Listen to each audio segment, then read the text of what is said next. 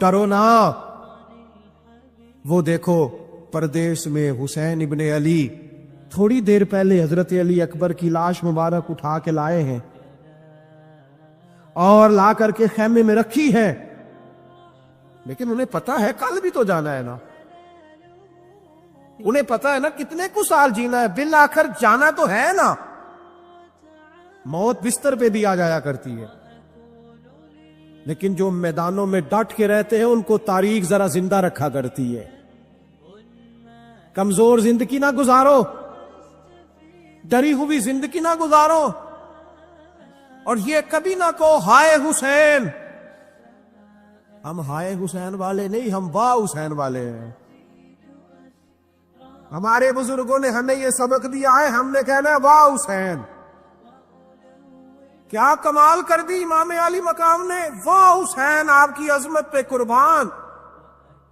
اتنے سارے دکھوں کے باوجود جب شانوں والے نانا کا شانوں والا پوتا، عظمتوں والی ماں کا عظمتوں والا بیٹا، جرت مند باپ کا بیٹا میدان میں نکلنے لگا ہے تو ڈرا ڈرا سہما سہما رو کے دلاسے دے کے آنسو پونچھ کے نہیں، بلکہ امام حسین نے ڈٹ کے کھڑے ہو کے وہ امامہ سر پہ باندھا جو محمد عربی نے عطا فرمایا تھا، وہ جوبہ پہنا جو نانا نے دیا تھا، وہ تلوار پکڑی جو شیر خدا مولا علی پکڑتے تھے، اور حسین میتوں کے باوجود میدان میں آئے، فرمایا سامنے کھڑے ہونا، تمہیں خطبہ دینا ہے، اس لیے کہ محمد عربی کا طریقہ ہے جمعے والے دن خطبہ دیا جاتا ہے۔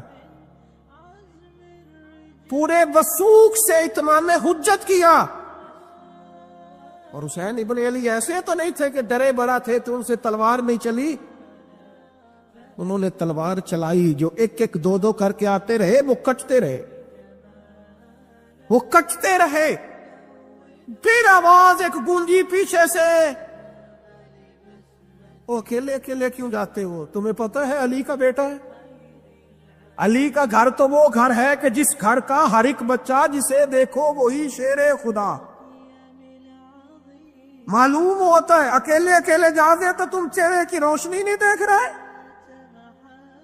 آنکھوں کی سرخی نہیں دیکھ رہے، مزاج کا بلبلا نہیں دیکھ رہے، طبیعت کا پاک پن نہیں دیکھ رہے، اور جوانی میں شہادت کی لذت سے آشنا محمد کا نواسا نہیں دیکھ رہے۔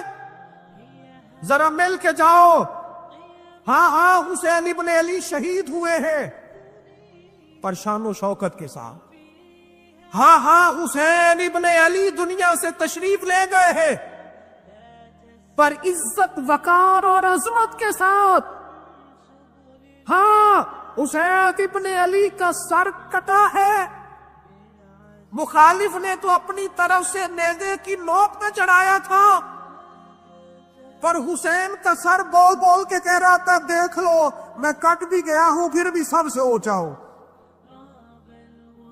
وہ دیکھو میں سب سے اونچا ہوں، سب سے اونچا ہوں میں۔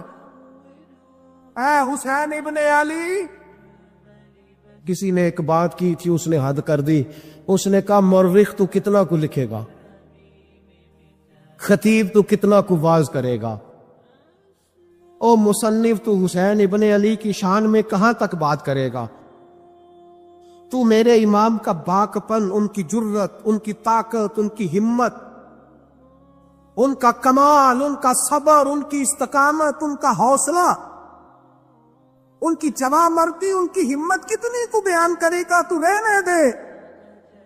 اس نے کہا پھر کیوں رہنے دوں؟ کہنے لگے حسین ابن علی کی شان رفعت کوئی کیا جانے، یہ حسن جانے۔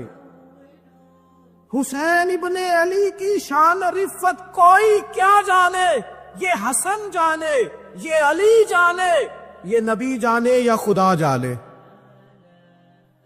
ہماری طاقت نہیں ہے کہ ہم امام علی مقام کی عظمت کو بیان کر، بس چپ کر میرے علی، ایتھے جا نہیں ہو۔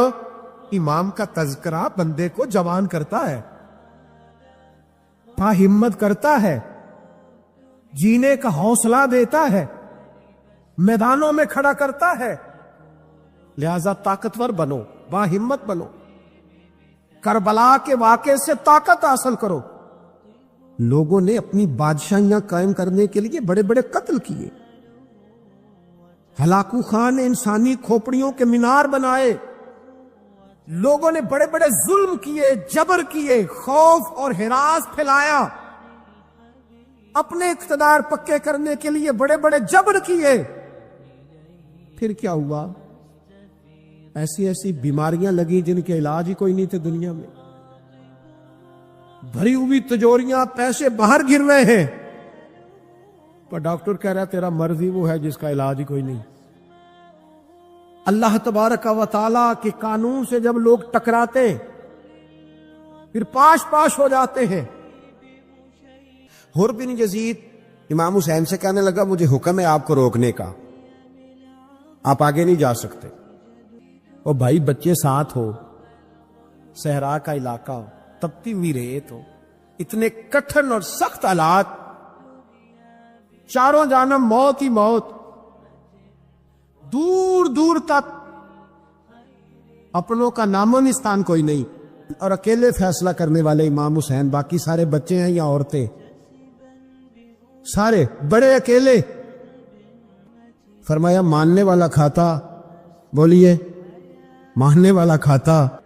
وقت گزرا، ٹائم یزید کا آیا. وقت گزرا تو ٹائم عبید اللہ ابن زیاد کا آیا، ٹائم شمر کا آیا. 1450 سال گزرنے کے بعد اس ہزاروں کے مجمع میں سے ایک ایک بچے کو حدیث یاد ہے کہ حسن اور حسین جنتی جوانوں کے سردار ہیں. بتاؤ یزید کو نہیں آتی تھی؟ شمر کو نہیں پتا تھا؟ کلمہ تو پڑھتے تھے نا. یہ عبید اللہ ابن زیاد کو نہیں پتا تھا؟ نبی پاک علیہ السلام کے کندھوں پر حسنین رہے، ان سب کو پتا نہیں تھا؟ یہ جانتے نہیں تھے کہ یہ وہ حسنین کریمین ہیں جن کو حضور سنتے تھے، فرماتے تھے یہ میرے پھول ہیں دونوں. آج 1450 سال گزرنے کے بعد امت کو حدیث آتی ہے کہ نبی پاک علیہ السلام نے فرمایا جس نے حسن اور حسین سے پیار کیا اس نے مجھ سے پیار کیا، جس نے ان سے بغض رکھا اس نے مجھ سے بغض رکھا. اور امام حسین کا ایک جملہ تاریخ نے یوں لکھا ہے کہ شاید ریت کے ذرے بھی تڑپ گئے. امام علی مقام فرمانے لگے مجھے غور سے دیکھو، تمہیں پتہ ہے میں کون ہوں؟ تم جانتے ہو میں کون ہوں؟ نبی پاک نے فرمایا تھا یہ حسن اور حسین میرے بیٹے ہیں، کیونکہ میری بیٹی کے بیٹے. تمہیں پتہ ہے میں کون ہوں؟ سامنے امام حسین کھڑے. فرمایا مجھے جانتے ہو؟ اور امام علی مقام فرمانے لگے میں تمہارے نبی کا نواسا ہوں، اور آج کے بعد تمہیں کسی نبی کا کوئی نواسا نہیں ملے گا، کیونکہ نبی پاک آخری نبی ہے. اور جب حضور کے بعد کوئی نبی نہیں آئے گا تو کسی نبی کی اولاد کیسے ہوگی؟ تمہیں آج کے بعد کسی نبی کے نواسے کی زیارت نہیں ملے گی.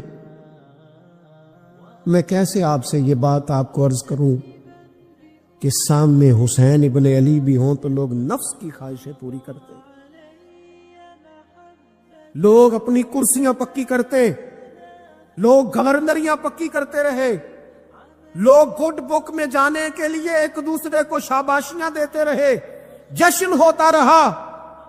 سب سے پہلے ایک شخص نے امام حسین کا قافلہ روکا تھا، اس کا نام حر بن یزید تھا. سب سے پہلے اس نے روکا تھا.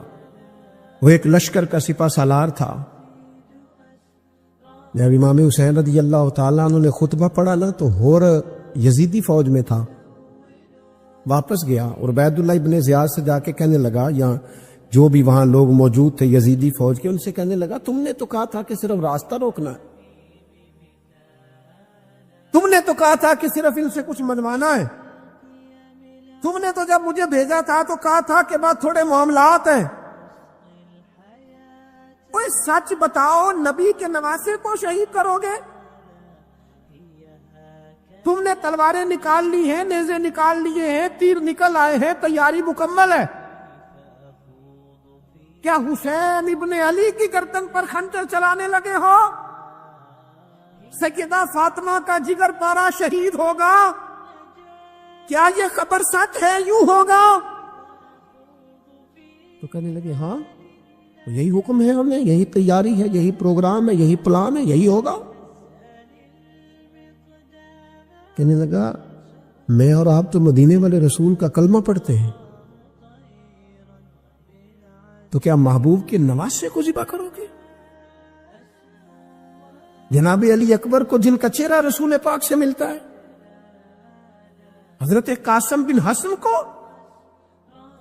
جناب علی کے بیٹوں عباس بن علی کو، حضرت علی کے بیٹے ابو بکر بن علی کو، حضرت علی کے بیٹے عمر بن علی کو، حضرت علی کے بیٹے یہ بھی 3 کربلا میں موجود، حضرت عثمان ابن علی کو، ان کو شہید کرو گے؟ نے کہا ہاں تیاری ہو گئی ہے۔ تو سب کے ضمیر مردہ نہیں ہوتے، ہاں بڑی بڑی سخت جگہوں پہ پھول اگتے ہیں۔ اور نے جب ان سے کہا کہ تمہارا پکا ارادہ ہے، کہا پکا ارادہ ہے، تو اس نے کہا یہ زرہ پکڑو، یہ عہدہ پکڑو، مجھے تمہارا دیا ہوا عہدہ نہیں چاہیے، حسین کے نانا کی دی ہوئی جنت درکار ہے، یہ رکھو اپنے پاس، مجھے تمہارا۔ ایڑی لگائی اس نے اور دوڑا اور امام حسین کے قدموں میں گیا، کہنے لگا حضور میں مجرم ہوں، میں خطا کار ہوں، میں نے سب سے پہلے آپ کو روکا تھا، پر مجھے قسم ہے اللہ کی میں جانتا نہیں تھا